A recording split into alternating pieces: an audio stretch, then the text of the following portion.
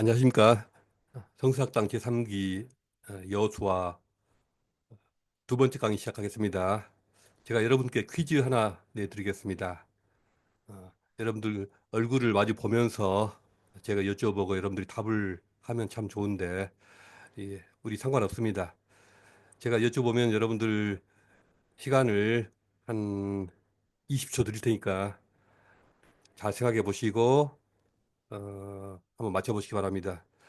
신약 성경 마태복음부터 계시록까지 27가지 책 중에서 여호수아서와 가장 밀접한 관련이 있는 그런 책이 어디일까요? 복음서에 있을까요? 아니면 서신서에 있을까요? 자, 시간을 드릴 테니까 충분히 생각해 보시고 딱 맞춰 보시기 바랍니다. 자, 여러분들 맞추신 분은 단톡방에다가 아니면 낮에는 상관없는데 혹시 저녁 시간 되면은 개인톡으로 저한테 저 맞았어요 하신 분이 있으시면은 어, 그렇게 저한테 알려주시고 그럼 제가 선물을 드리겠습니다. 자, 정답은 사도행전입니다. 사도행전. 의외죠. 여러분들 사도행전 생각하시기가 쉽지 않았을 텐데 왜 그럴까요? 자, 사도행전이 여호수아서와 얼마나 깊은 관련이 있는지 여러분들 지금부터 한번 제가 설명을 해드리겠습니다.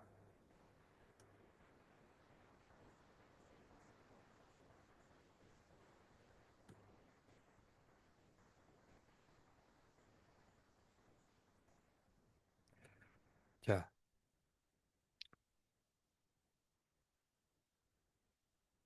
자, 또 보십시오. 여호수아서는 어, 출애굽 역사가 드디어 성취되고 완결된 그러한 과정이라고 했죠. 출애굽 한번 생각해 보십시다. 출애굽이라고 하는 것은 애굽의 압제하에 있었던 이스라엘 백성이 열 가지 재앙의 마지막 날 장자의 재앙을 겪으면서 그때 어떤 일이 있었습니까? 유월절 절기가 그때 시작이 됐지 않습니까? 어, 유월절이라는 절기를 배경으로 해서 어, 출애굽을 어, 출애굽이라는 그 기억을 가지고 있습니다. 그 출애굽의 경험을 통해서 구속을 받았습니다. 구속받은 이스라엘 백성들이 새롭게 뭘 얻었습니까? 사명을 받았습니다. 이스라엘 백성들이 구속받은 후에 새로 받은 사명이 바로 가나안 땅을 정복하는 사명이죠. 그것을 위한 준비이고요. 자, 이것은 가나안 땅을 얻는 것은 이 사명이기도 하지만 동시에 이스라엘 백성들이 구속받은 후에 얻은 그들의 기업이기도 합니다.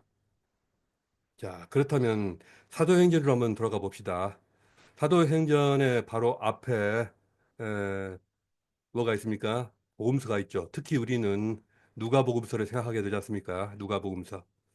이 누가복음서의 마지막 부분에 예수 그리스도의 십자가 사건이 있고 또 부활 사건이 있습니다.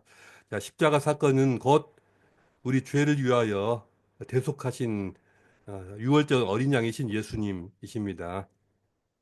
그리고 그 십자가 부활로 말미암아서 마치 출애굽을 한 것처럼 우리는 구속함을 받았습니다.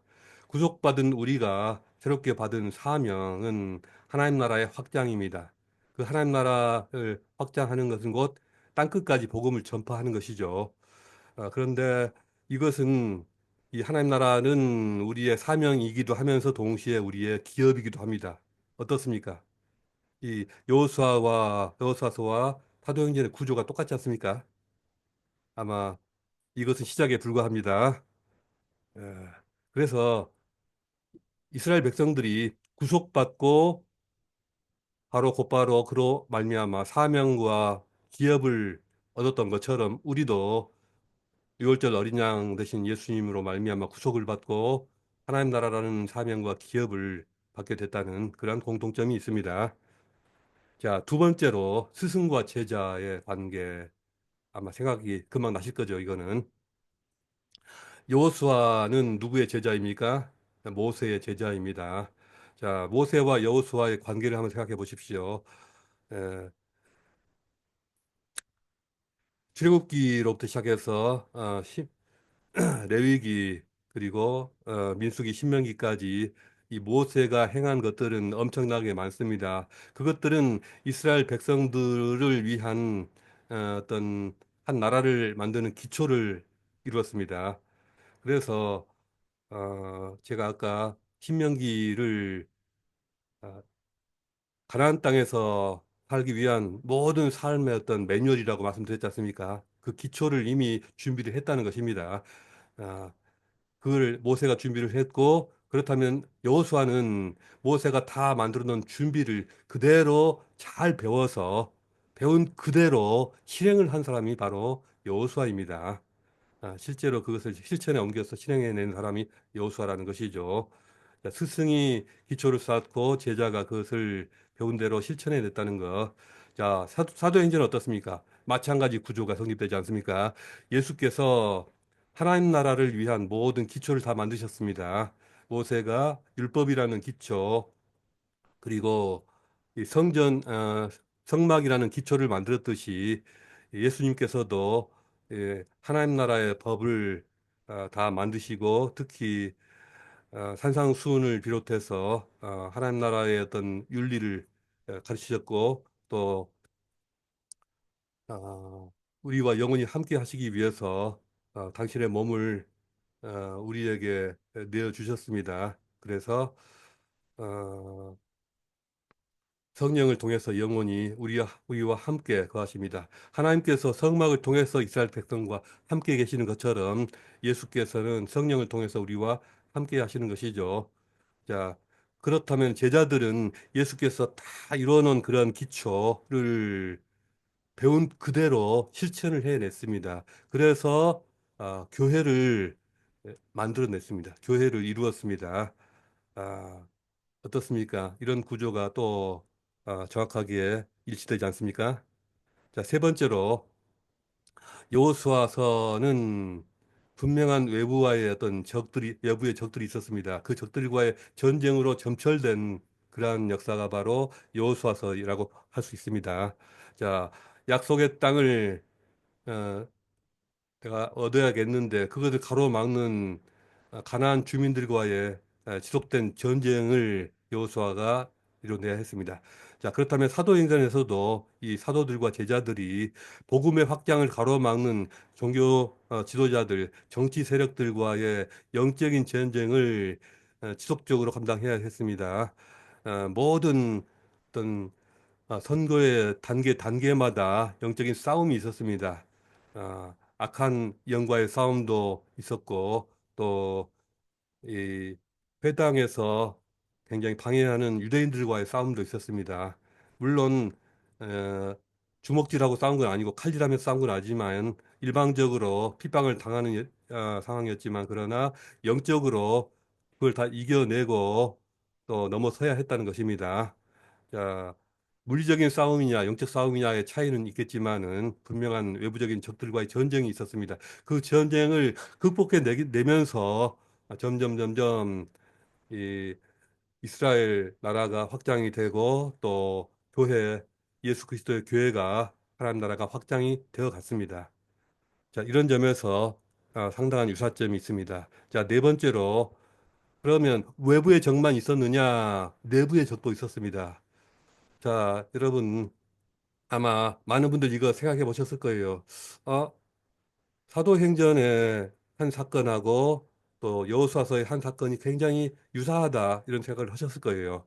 뭐죠? 바로 예, 여호수아서에서의 아간의 이 탐욕 이 사건과 예, 이 유다 지파의 한 일원이었던 아간이 욕심을 부리다가 예, 음, 여리고성 전투의 와중에서 여러 귀한 물건을 도둑질해서 훔쳤지 않습니까? 어, 그래서 알골 골짜기에 가서 동족들에게, 동포들에게 맞아 죽었습니다. 사도행전에서도 여호수아서가 여호수아서에서 이 아간 사건이 초기에 있었던 것처럼 사도행전의 초기에 아나니아와 삽비라 사건이 있었습니다. 교회 내부에서 타락시키는 이 어찌 보면은 좀 자신의 땅을 팔아서 헌신한 일이었지만은 일부를 감추고 속여서 했다는 그런 점에서 탐욕적이었다는 거 그리고 위선적이었다는 거 속였다는 점에서 굉장히 일치하고요. 그리고 두 사람 다 모두 다 어, 죽임을 당했습니다. 에, 에, 성령의 권능으로 이 베드로의 한마디 말에 의해서 바로 죽임을 당하는 모습을 봤습니다. 이런 점에서 내부의 적이 제거되는 것을 보게 됩니다. 항상 하나님의 크신 역사, 이 초창기에는 이런 큰 외부와의 싸움도 있지만 내부의 적과의 싸움도 나타나게 되는 것 같습니다. 자, 다섯 번째로, 어, 보통 이방인들은 극복의 대상이지만은 사도행전이나 또 이 여호수아서에는 어떤 이방인에도 불구하고 예외적으로 이렇게 구원을 받는 그런 사례들이 나타납니다. 자, 물론 예외적으로 구원받지만은 이것이 나중에 이루어질 보편적으로 그들도 다 구원을 받게 되는 그런 일의 출발이자 모델이 되고 또 단초가 되기도 하죠. 자, 여호사서는 어떤 누굽니까? 바로 하나님의 주권, 하나님께서 싸우시는 전쟁이고 그렇기 때문에 이 이스라엘 백성들이 이길 수밖에 없는 전쟁이다. 이거를 인정하고 자신의 목숨을 내걸고 어, 두 명의 정탐꾼들을 살려서 보낸 라합과 그의 가족들 어, 이 사람들이죠. 그리고 또 조금 후에 또 기브온 사람들 좀 속이기는 했지만 자신들의 목숨을 위해서 우리가 질 수밖에 없는 전쟁이다라는 걸 인정하고 자신들의 목숨을 구원받을 수가 있었습니다. 조금 성격은 다르긴 하죠. 이와 마찬가지로 사도행전에서도 예수 그리스도를 영접함으로써 하나님을 경외하는 사람이라고 하지 않았습니까? 이 라합과 그의 가족이 하나님의 주권을 인정했듯이 하나님을 경외했듯이 이 어, 베드로 사도가 방문했던 요빠라는 곳에서 살았던 가이사랴에 살던 이 백부장과 그의 가족도 마찬가지입니다.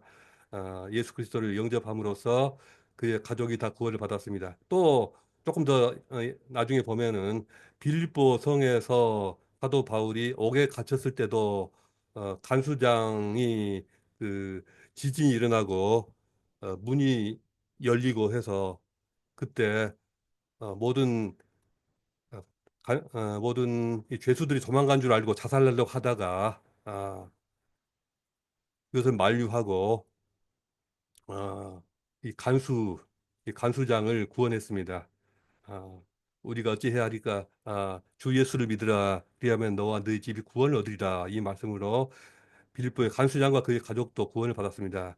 이렇게 이방인에도 불구하고 그리스도를 영접하고 하나님을 경외하고 그리스도를 영접함으로써 구원을 얻은 이 사람들이 바로 여호수아서에서의 이 라합과 그의 가족 그리고 기본 사람들과 굉장히 대칭을 이루면서 좋은 잘 비교가 되고 있습니다. 자, 여섯 번째로 어, 실- 어, 이 하나님의 나라를 위해서 헌신하는 이 사람들을 대적하는 직접적으로 대적하는 사람들에게는 심판이 예고되어 있습니다. 어떤 내부적인 적들이 심판을 받은 것과 별도로 외부적으로 대적하고 이렇게 방해하는 그런 사람들에게는 심판이 예고됐고요. 실제로 심판을 받기도 했고 또 그에 관한 말씀들이 있습니다. 여호수아서에는요. 이스라엘을 대적하는 모든 자들은 멸망을 당할 것이라는 그런 말씀이 1장 5절에 내 평생에 능히 너를 대적할 자가 없으리니 이 말씀을 통해서 여호수아를 대적하는 자는 아무도 너를 대적하지 않을 것이다 라기보다는 여호수아를 대적하는 자는 살아남지 못한다 이런 의미가 되겠죠. 실제적으로 그렇지 않습니까? 어, 전쟁으로 어, 여호수아에게 도전해오는 모든 적들은 다 패망을 당했습니다. 그러면 남아 있었던 그 생존해 있었던 여러 이민족들은 뭐냐? 그 사람들은 적극적으로 군대를 규합해서 여호수아를 대적하고 치려고 한 사람들이 아니라 소극적으로 자신들을 지키려 했던 사람들입니다. 어, 문을 열지 않고 꽁꽁 숨어서 지키려고 했던 이런 사람들은 목숨을 살아남을 수 있었고 소극적인 대처라는 점에서 조금 성격이 다르겠죠. 자, 사도행전은 어떻습니까? 자, 사도행전 3장 20절에 누구든지 그 선지자의 말을 듣지 아니하는 자는 백성 중에서 멸망하리라. 이 베드로의 사도행전 3장 20절이 처음 처음 설교에서 이런 말씀을 인용하고 있습니다. 그래서 복음을 거부하고 또 방해하는 자들이 멸망을 당하는 경우가 몇 번째가 있었습니다. 어, 어떤 나중에 이제 에, 헤롯 안디바라든가 또 그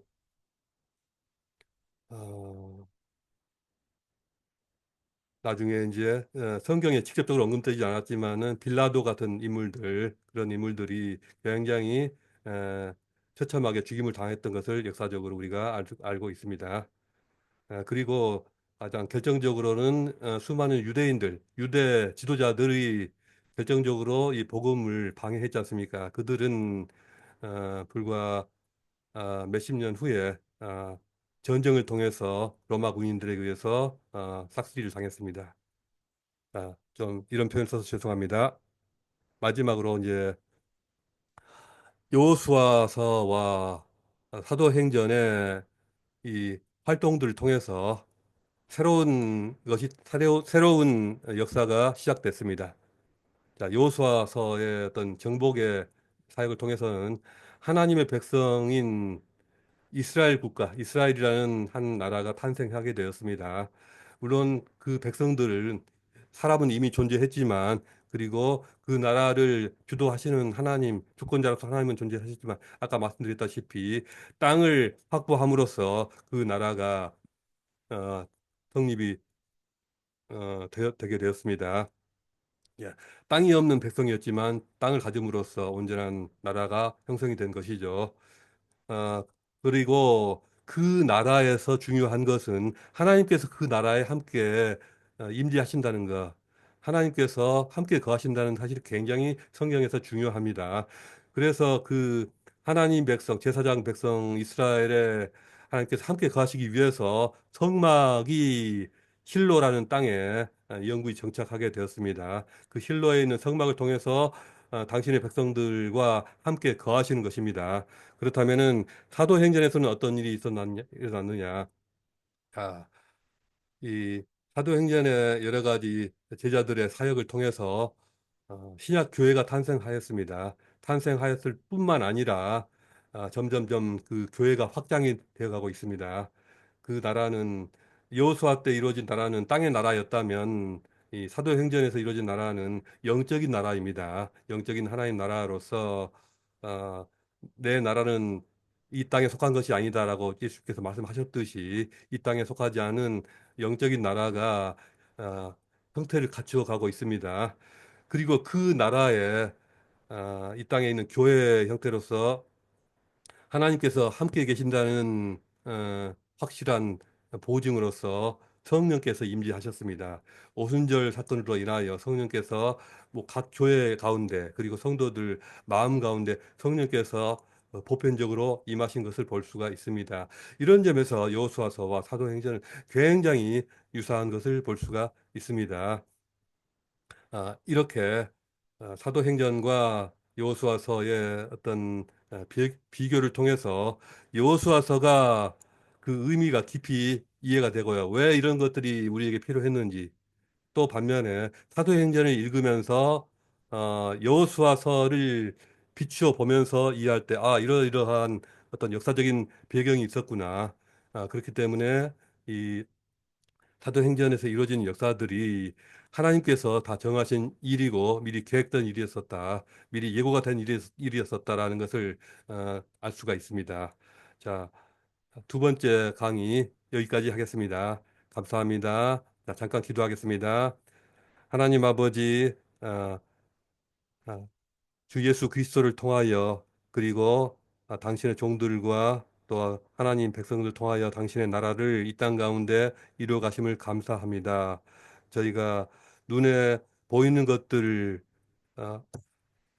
어, 그 너머에 있는 영원하신 주님의 뜻과 또 주의 이 땅 가운데 이루어져 가는 하나님 나라를 늘 마음에 품게 하시고 그 나라의 실체적인 백성으로서 하루하루 감사와 기쁨으로 믿음으로 이 땅 가운데 살게 도와 주시옵소서. 아버지, 저희의 아, 모든 사명과 저희의 모든 이 기업은 저희의 모든 자산은 하나님께서 예비하셨으며 하나님 나라에 준비되고 있는 것임을 저희가 믿고 그 소망 가운데 이 땅 가운데 이 땅에서 힘있게 살게 도와주시옵소서. 감사드리며 예수 그리스도 이름으로 기도합니다. 아멘. 네, 감사합니다.